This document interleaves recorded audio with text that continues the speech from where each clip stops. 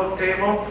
I know there's one less than he brought. He didn't bring too many, but I grabbed the first one right away. I bought one right away. And it's an excellent book about the role of business.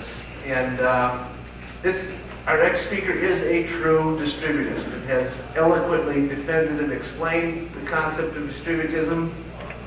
He comes to us all the way from Dallas, Texas, where he is a part-time teacher at the University of Dallas. Someone who I've been reading for a long time, and it was fun to finally meet him face-to-face last night. And I would ask you to please welcome him warmly to the Northland, John Medaille.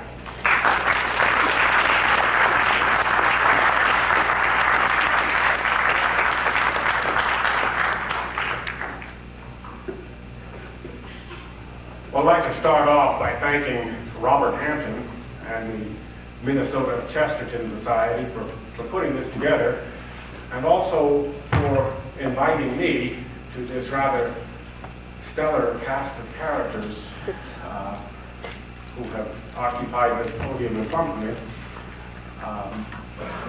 And I am particularly pleased to see the diversity in the audience as far as age. I mean, particularly I'm pleased to see all the young people here. And I want to compare that with a meeting I attended about 8 or 10 years ago of a group called Call to Action. Now, I went to this Call to Action meeting because Charles Curran was speaking, and Charles Curran is an expert in Catholic social teaching, and that's my academic area. So I went to this meeting. Now, Call to Action is a lovely group of people, very liberal Catholics, I think very devout, and I think very often quite wrong. But regardless of what one thinks of that, what struck me was that in an audience that was about this size, I think, or maybe a little larger, I was the youngest person in the room. And I think, you know, some arguments just sort themselves out that way. And I suspect that the argument won't continue much longer because it doesn't reproduce spiritually. But I see here that the knowledge of G.K. Chesterton and his work will continue for another generation.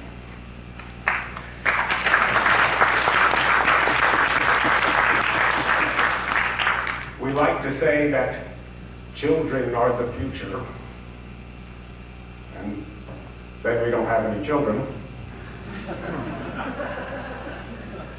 Concerns me because our social security system, like all social security systems, are based on there being a lot of children. Then we provide all sorts of incentives not to have any children. And of course, I'm at an age here where pretty soon I'm going to be part of that $70 trillion unfunded liability that Robert was talking about. And so to the young people, I want to say, get a good job and pay your taxes with a happy heart.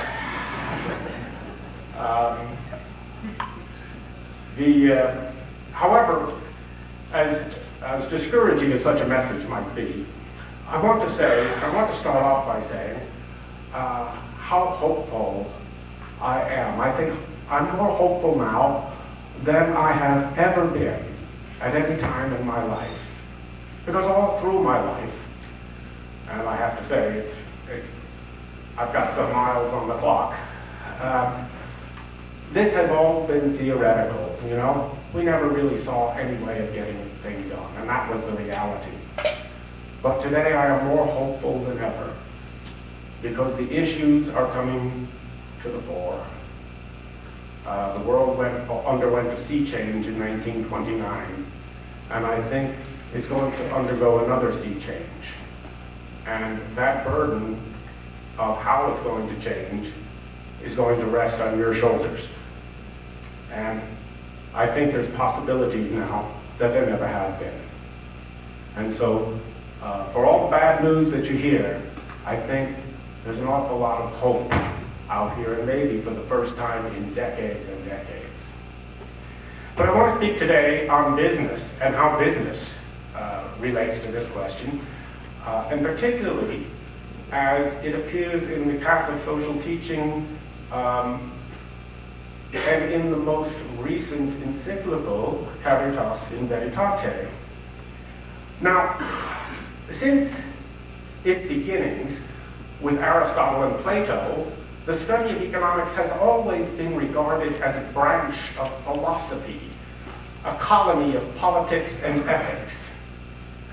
But all that changed in the late 19th century when economists attempted to make of what was then called political economy the pure science into the pure science of economics. And by economics, they meant something modeled on the physical sciences. They would find out the strict laws which moved markets in the same way that the law of gravity moved the stars. And of course, this would be a value-free and ethics-free set of laws. As W.S. Jevons put it more than 100 years ago, if the economist could just gather enough statistics, then the principles deduced from those statistics would be as precise as the physical sciences. Well, since Jevons' time, we have established great bureaucracies, both public and private, dedicated to gathering statistics. Moreover, we have great computational engines that were unimaginable in Jevons' day. Yet, despite of all the statistics passed through all the computers, economics seems no closer to being an exact science than it ever was. Indeed, 90% of the economists entirely missed the coming of the current crisis. And the few who did see it coming were regarded as fringe figures. Nor is that unusual. The most prominent economists are prone to announcements that all is well, just as things are all about to collapse. 90% missed the last crisis, and the crisis before that, and the one before that, and the one before that. This pattern repeats itself through every crisis. And so, we seem to have some warrant for asking if the so-called science of economics is itself incomplete, whether something needs to be added to it.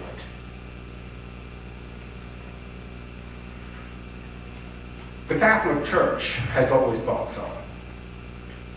Beginning in 1891, just at the moment, by the way, that political economy was becoming economics, Pope Leo XIII wrote in his encyclical Rerum Novarum, insisting that an economy must be based on justice.